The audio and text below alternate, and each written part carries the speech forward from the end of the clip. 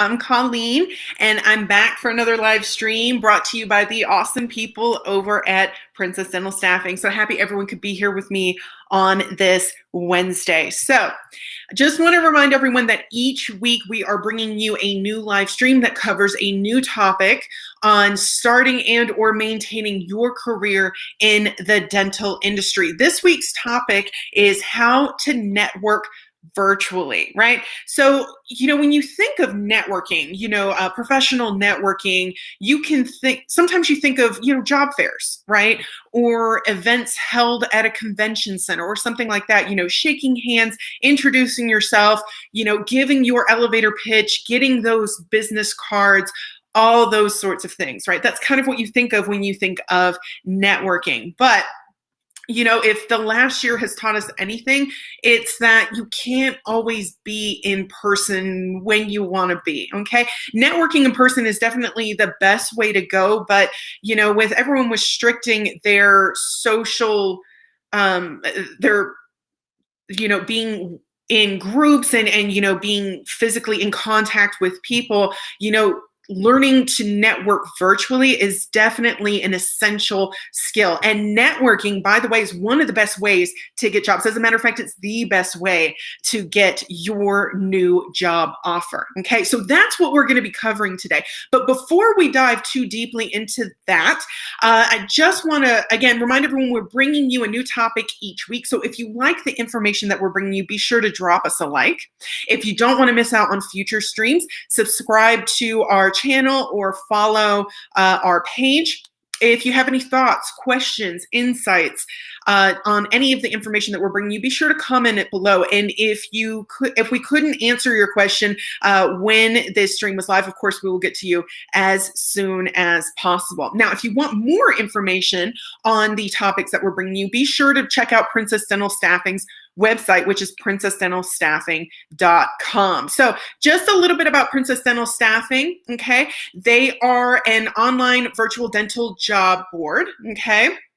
And, they also have their blog on their website, so you can check out their blog where and these live streams, we cover a lot of those different topics from their blog.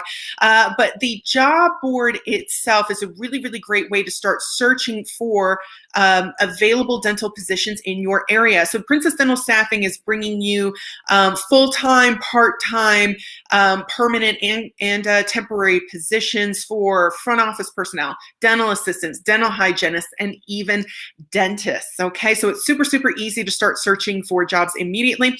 You can also create a profile and get your information in front of those potential employers, in front of those decision makers. Super easy to do that as well. Okay, so let's get back to the topic at hand, how to network virtually. So what is networking exactly? Let's kind of define this a little bit before we dive too deeply into this. So networking is something that, we're kind of taught that is really, really important, but we're not entirely taught how to do it, right? I mean, when I think of networking, I think of talking to people, shaking hands, getting business cards, but we're not really taught how to do it, let alone how to do it virtually, right? But basically, networking is essentially building a network of people, of professionals that are in your same industry, specifically as many decision makers as possible, potential employers as possible, okay? And, just other colleagues as well, dental colleagues as well. So just building that strong network so you can hear about, opportunities, training opportunities, job opportunities as soon as possible through the grapevine, essentially, okay? So that's essentially what networking is, just building that web of professionals in your same industry, okay? So let's talk about networking from home. So, virtual professional conferences and events, they're definitely on the rise right now, of course, with COVID, kind of like what we mentioned earlier. So, it's easier than ever to attend virtual conferences at home. So if you are in college or you're currently enrolled in a dental program or something like that, you can check out your college campus. They normally have they normally hold job fairs, but they can also give you more information and give you some options for other job fairs being held or other other events that are going on that you may be interested in. Okay, so reach out to your career center or information center if possible, and try to get some information on that and start heading to some virtual events. Okay, you can also reach out to your alumni association. So if it's post graduation for you, reach out to your alumni association as well. Okay. They do tend to overcomplicate it when others explain it. Yeah, it's I find that either it's not really explained at networking itself is not really explained at all, or it's over explained. Really, it's just about building a group, building relationships with groups of people that are in your same industry, okay, so that you can benefit from each other. Okay, that's essentially what it is. Yeah, great insight. Okay, so that's a little bit about attending, virtual conferences, events, and those sorts of things via your school. But in the workforce, you can research virtual job fairs for your industry. This can be done via a Google search, and also job hosting organizations as well. I've seen people posting, job fairs on like Indeed and things like that. Okay, so just doing a quick Google search a lot of times can come up with a lot of different options in your area. Okay. Now, if you want to meet people from a specific company or practice, this is going to require an extra step. Okay. Events page may not be optimized for search engines. Like they don't show up like on the first page at Google or something like that. So what you want to do, if there's a specific company or practice that you are interested in networking with and maybe potentially working for someday, make sure you go to their main web page, okay, and navigate to. Sometimes they'll have like an events portion, or sometimes if the event is coming up soon, they'll have it just like on their landing page, on their main page. You can also a lot of the times send. A lot of the times those companies or practices, their web pages have a contact us, and you can just shoot a quick email, right? And ask if you have any events coming up or anything like that. You can never doubt using a quick Google search. Yeah, you can get a lot from a Google search, right? So yeah, it's definitely worth doing. Yeah, absolutely. You can never doubt the use of a quick Google search. Yeah, everyone's agreeing on the Google search. Yes, I agree with you. Yeah, absolutely. Google, right? How do we live before it? I don't remember. So now when you're attending these virtual conferences and, job fairs, don't be nervous to ask for contact information. Don't be nervous about, asking for that contact information or showing too much interest. Okay. Remember, these events, the point of the events is to network, right? Is to connect with one another and is to build those relationships with groups of people within your same industry. So asking for, contact information is not uncommon, and it's not unexpected by the attendees of these groups. Okay. Additionally, showing too much interest in a role or interest in a company, I think that's, I think probably the reason that came up is because, people didn't want to seem too desperate, too needy, because they feel like they lose their edge, right? They lose the control of the situation, which I think is not really accurate at all. Someone showing interest in you, I mean, would there be a situation, if you think about it this way, would there be a situation where someone could show too much interest in you as a professional, right? I mean, I think there's definitely you could definitely go overboard, definitely, but showing a level of interest is definitely a great thing to do.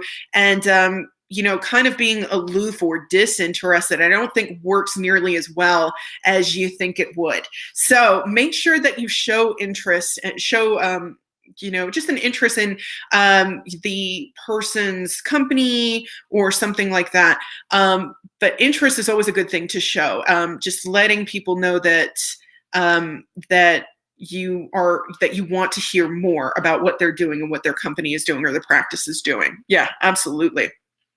I guess going in with the mindset that everyone is there to help in some way, does make framing it much easier. Definitely a good way for confidence. Yes, absolutely. And I think we talked about confidence in a previous stream not too long ago. Being confident and being interested, these are definitely great attributes to have when you're in, you know, a networking situation. So yeah, if you can't find a virtual event via Google, try other search engines are a great option, like Bing. Yes, absolutely, Sahar, great insight. Yeah, absolutely. Right? We definitely, I mean, Google is definitely the go-to, right? But there are definitely other search engines out there that are helpful. Bing is another one that comes to mind. Yeah, absolutely, Sahar.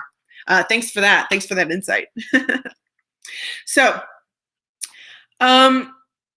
yes, we talked about, you know, showing interest and asking for contact information. I know that can seem a little bit awkward, right? Asking for somebody's number, almost like it's like a dating, you know, event. That's not what's happening at all. You know, most people already have the mindset when they go to these networking events that they're going to share their professional contact information, email, phone number, website, and those sorts of things. So it's totally an okay thing to ask, hey, can I connect with you? Asking for, you know, to connect with them on, you know, LinkedIn, Facebook, all these different social media platforms is a great thing to do. Asking for their professional email address, you know, oh, hey, I'd like to connect with you further on this. Do you mind sharing your email with me? Is, you know, a completely professional way to ask for it. Okay. So now, finding a mentor. So that's another really great potential outcome of going to these networking events, right, virtually. So finding a mentor, especially if you are new, just out of a program or a degree, like a degree program, finding a mentor is, you know, an excellent way to help professionally develop you in your industry, in the dental industry. And again, you know, networking is one of the best ways to find the best way to find a new role as well. So finding a mentor is really a preferred outcome of these networking events. Okay. So you want to look for, so if you're looking for a mentor, some of the things that you want to look for are someone who has multiple years in your field, right? They're open to sharing their knowledge with you. So we'll talk about that here a little bit more in depth in just a second. They've been in your position before, right? They're understanding of the questions that you may have because, again, they've been there before and they want you to succeed. That's a really, really important one as well. They don't see you negatively, treat you as a threat, or and only wish you the best. And they want to teach you, right? So, you know, again, kind of going back to, you know, sharing that knowledge, wanting to see you succeed, you know, if you ask yourself the question, you know, what do you wish you had known 5 to 10 years ago, right? That's something that that's information that you may want to impart on someone else. So they, you know, maybe don't make the same mistakes that you do, or they handle issues better than you did going through whatever process you were going through. So there are a lot of other people out there like that, right? There are other professionals out there who want to teach, want to be a mentor, and want to teach, you know, other people new to the field, other professionals who are new to the field, relatively new to the field, information. They want to share that information with you, and so that you don't make the same mistakes, so that you can move through your career with less barriers and handling situations much better, right? So, you know, sharing that information is, you know, it's a desire held by a lot of different people in the industry. Okay. So, you know, again, remember that it's not necessarily an awkward thing to find a mentor at a networking event, but these are the sorts of things that you kind of want to look for, okay, in a mentor. Okay. Okay, so let's talk about networking on social media. That's kind of the whole point of social media, right? Is building these relationships, getting friends, getting followers, all these sorts of things. So let's talk about networking, professional networking specifically on social media. Okay, so let's start with LinkedIn. That's probably the most well-known media site, social media platform, specifically because it was created specifically for professional networking. Okay, so let's talk about that. So when you are on LinkedIn, if you have a LinkedIn profile, if you don't, I definitely recommend that you get one. If you have a LinkedIn profile, start with your mutual. So if you've just created a profile and you're not sure who to add to your network, start with the people that you know, okay? Start with your, coworkers, your supervisors, leaders. Start with, people that you went to school with, your, fellow alumni, all those sorts of people.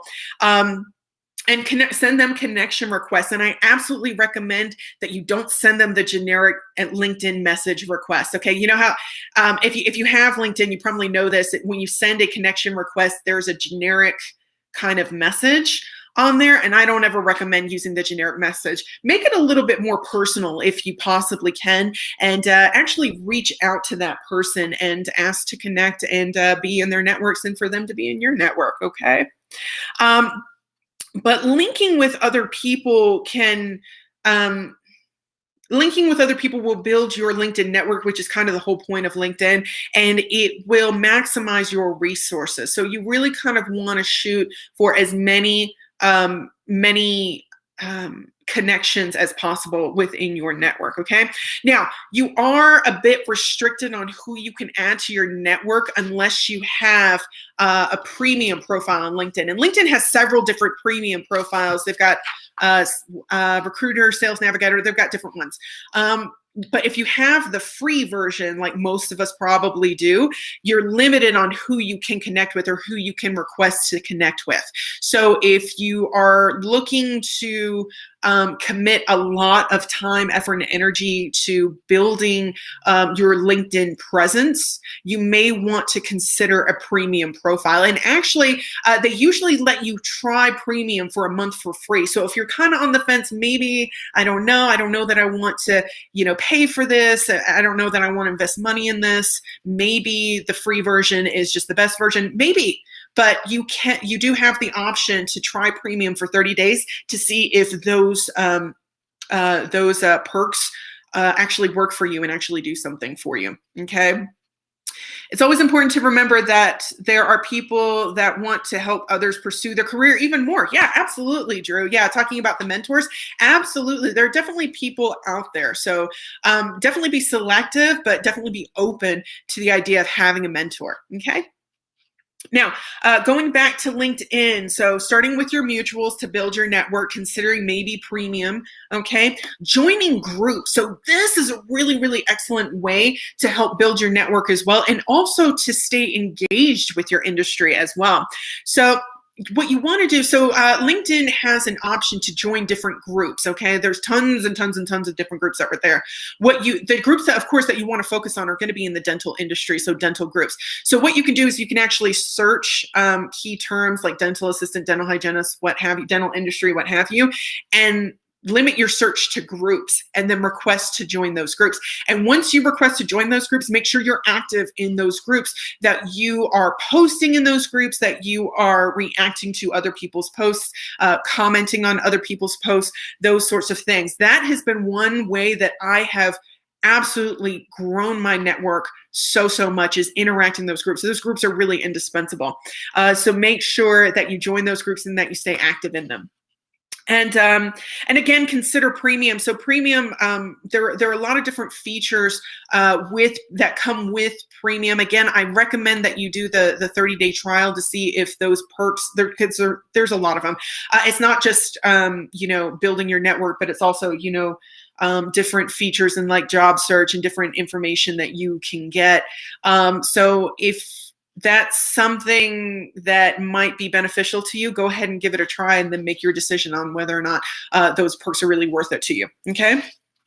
So that's a little bit about LinkedIn. Let's talk about Clubhouse. So Clubhouse is an iOS only used application. It's been growing in popularity lately. Okay. So it's basically an audio chat social media platform, okay? It's commonly used by professionals in the industry that can join audio rooms and they can all speak with one another and connect with one another. Clubhouse requires that you use your full legal name and attach it to your legitimate social media pages as well to ensure authenticity. So there's some security in that, right? People, you can tell that people, are usually who they say they are, right? It maximizes the chances that they are who they say they are, right? So you can talk to anybody from real estate investors that have been in Forbes to entire clubs centered around industry like Dentist Club, okay? So you can connect with a lot of different people on Clubhouse, okay? So, however, Clubhouse is invitation only. So if you want to be able to use the app, make sure that you ask any of your connections if they already use the app, and maybe they can send you an invitation and invite you in to using Clubhouse. And then after that, you can just download it, download the app to your device and create your account and then start interacting with people. Okay. So another option, Facebook is another option to socially network. So Facebook, it always has been and currently is the most used social media platform, the most popular social media platform. Now, kind of what sets Facebook apart from, LinkedIn and Clubhouse is it's not strictly for professional networking. Facebook is just a social media platform just to engage with anyone. So it's not something that everyone always thinks of as being, a networking tool, but it's definitely one thing that you can do. They've definitely grown Facebook in the last few years regarding, Facebook, like business pages and things like that. So you can absolutely use it for professional networking. And again, most people who have a social media account are going to have at least a Facebook account. So a lot of opportunity there. Clubhouse is definitely a super interesting new concept of a social media platform. Yes, absolutely, Drew. Yeah, it's really interesting to kind of see how it develops. Yeah. Okay. So Facebook. So how can you take advantage of Facebook as a professional networking platform? Create a business friends list for easy sorting, okay? So you can do this when you go to your friends list section and create a new section, friends list section from there, okay? Ensure that most of your privacy settings are just that, private. So, what I would recommend is just creating a Facebook account where you only share and interact with professional and appropriate posts, right? Because there's tons and tons of stuff that you can interact with on Facebook, right? So for all your other, if it's your personal Facebook page, make sure that it is private and that you've got your privacy settings set up so that it's limited on who can see what you're posting, okay? Use an appropriate and professional profile picture, okay? So think like LinkedIn, Instagram kind of professional picture, okay? Have your work experience filled out. If you have it on LinkedIn, have it on Facebook, makes sense, right? Join groups. So they have groups in Facebook as well. They have tons and tons of different groups, but you can absolutely interact with, dental groups on Facebook. And again, that's going to help build your network as well on Facebook, okay? Try to post an introduction to every group that you join. So if you are accepted to be involved in certain groups, make sure you introduce yourself. And a lot of times you get a lot of people, saying, "Hey, welcome. How are you doing?" Those sorts of things, and interacting with you. So definitely recommend introducing yourself to each one of your groups. Be careful what you've posted and know that everyone that you connect with will be able to see it once you friend them, right? So again, privacy settings. Again, I just recommend having a professional Facebook page if that's what you're using Facebook for, okay? Start filtering new posts by separate business friends lists that you made, okay? So that you can limit what you're seeing on your newsfeed, and use Messenger significantly less on Facebook as you would on LinkedIn. Most professionals do not want to be pitched to on their personal Facebook page. Again, Facebook is not just for professional networking. So if you're connecting with someone on their personal Facebook page, might not be the best idea. LinkedIn, that's exactly what the platform is for. So use the Messenger as much as you want, but Facebook, I would probably limit using Messenger, okay? Alrighty, so that's a little bit about social media networking and the different platforms that you can use and how to use them. So now you're networking, now you're building your group of dental professionals. You've possibly got a mentor. You're connecting with and following the different pages of, your preferred companies and practices. Now what? Now what? You've networked, you've done all the legwork. Now what? Now what do we do? Well, again, it's important to remember that you've already put in legwork. So building and fostering these relationships with these individuals. So the resume might not even be necessary anymore when it comes to finding those different jobs, right? And applying for those different jobs. Definitely have a resume ready, because a lot of the times, they will ask, hey, we have this position open. Can you send me your resume? So definitely have it ready. But when you have that solid network built up, you may not have to go through those application processes, right? The ATSs is what I'm talking about. Filling out that application takes a long time. I know. So you put in the legwork. So now now you're tapped into a lot of those jobs that never get posted on those job posting websites, right? So, make sure you have your resume ready so you can, email it to someone as quickly as possible. But hopefully, you don't really have to do that really hard sell, that elevator, that strong elevator pitch. It's more like a soft pitch, right? And it gives you a step up on the other applicants because you have that connection with the company that you're applying with, okay? So that's one of the really great things about having a network, is that a lot of the times you get to kind of bypass that whole thing. Recommendation from someone inside is definitely always better. Love that main benefit from networking. Yeah, absolutely. And actually, I don't know if you knew this, but on LinkedIn, if you apply to a job posting on LinkedIn, and it'll actually show you if you have any connections with that company, and you can ask them for a recommendation when you go to submit your application. So that's a really, really awesome feature in LinkedIn. And it's not even a premium feature. You can do that with your free profile. So yes, absolutely. Having that recommendation from someone and kind of getting that resume in front of the decision maker without having to go through the application process, and potentially before that job is even posted, it makes the transition, or it makes the process a whole lot easier, okay? Make sure you follow up with your network, speaking with them, not just if you've sent your resume in for a specific position or a role. Definitely follow up with them if you've sent them your resume. Follow up with them, but in order to keep your network strong, make sure you're following up with your professionals regularly, checking in, saying hi, and continuing to build those strong relationships. Okay. So again, being referred to the hiring manager by someone internal is the second best thing to an offer itself, right? Because you're being endorsed by your skills, and your expertise are being endorsed by someone else. So again, that's another benefit of having a really, really strong network. Okay, so make sure you use your connections. Again, make sure that you're connecting with them on a regular basis. Make sure that you are staying connected, that you're interacting, if it's virtually, interacting with their posts, liking their posts, sharing their posts, all those sorts of things, okay, and building those relationships. Okay, so that's what we wanted to talk about today. So let's kind of briefly go over it one more time before I let you go. Okay. So networking is essentially building relationships with a group of people, a group of professionals in your same industry. Okay.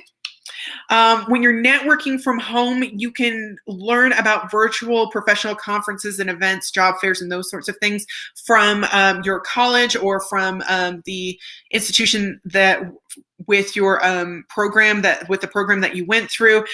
You can go down to the Career Center or the Information Center if available, and learn about different virtual events. In the workforce, you can search for virtual job fairs and connection events, via a Google search, also on, sometimes they post them on job boards, and then on professional sites as well. LinkedIn, there's actually, I believe, an events portion where you can actually look down and search for different events as well, okay? Following different companies or practices as well, and kind of doing a little research on their website. You can also learn about events that they're having as well, okay? It's also really, really important not to be nervous in asking for contact information at these networking events. Most people expect it, so it's not a big deal. Also, show interest, right? Show interest in the person. Don't be one of these kind of people who is, a little bit reserved or trying to not show too much interest, just because, showing interest is one of the best ways to kind of build that positive relationship. So make sure that you show interest, okay? Find a mentor if at all possible. So in these networking events, if you don't have a mentor already, see if you can't find one, okay? Some of the things you want to look for are, multiple years of experience in the field, their willingness to kind of share information with you, and their willingness to, or their desire to see you succeed, okay? So just some of the things you want to look for in a mentor, okay? Now, networking on social media, again, LinkedIn is a really great option. It's a social media platform specifically designed for professional networking. Clubhouse is an up-and-comer as well. If you can get on it, it's invite only. So see if you can't get invited. And then, of course, Facebook, the most popular social media platform, which is not specifically for professional networking, but you can still absolutely use it as such, okay, because it has a lot of different uses, okay? Now, once you've networked, work to try to find your dream job, your dream company, your dream practice, what have you. And the way that you do that is to remember that you've already put in the legwork, you've already done the hard work in building these relationships, okay? Make sure that you have a resume ready to be able to send, when something comes up, just because you never know when it's going to come up. And one of the benefits of networking is now you have an insider who can kind of talk you up, and who can endorse you, and who can really promote you in getting hired with that company or with that practice, okay? And make sure you constantly follow up with your network. Make sure you continue to maintain and build those positive professional relationships. Someone throw me an invite to Clubhouse. Yeah, absolutely, Ralph. If somebody wants to throw us all an invite, be sure to do so. Let us know, right? Let's all get on Clubhouse. Absolutely. So we talked about virtual networking today. So I hope that you found this interesting. You found some great insights into networking, specifically networking virtually. And now, again, if you have any thought, you guys have been giving me great comments and great questions today. Thank you so much for your engagement. And, if you got to watch this stream later, not live, go ahead and continue to comment below, and we will get to them as soon as possible. Thank you for being here with me today, everyone. Really appreciate you being here with me on this Wednesday. Be back next week with another live stream and a new topic about starting and or maintaining your career in the dental industry. But in the meantime, have a great week. Have a great weekend. I will see you soon. Continue to stay safe out there, okay? See you next week. Bye.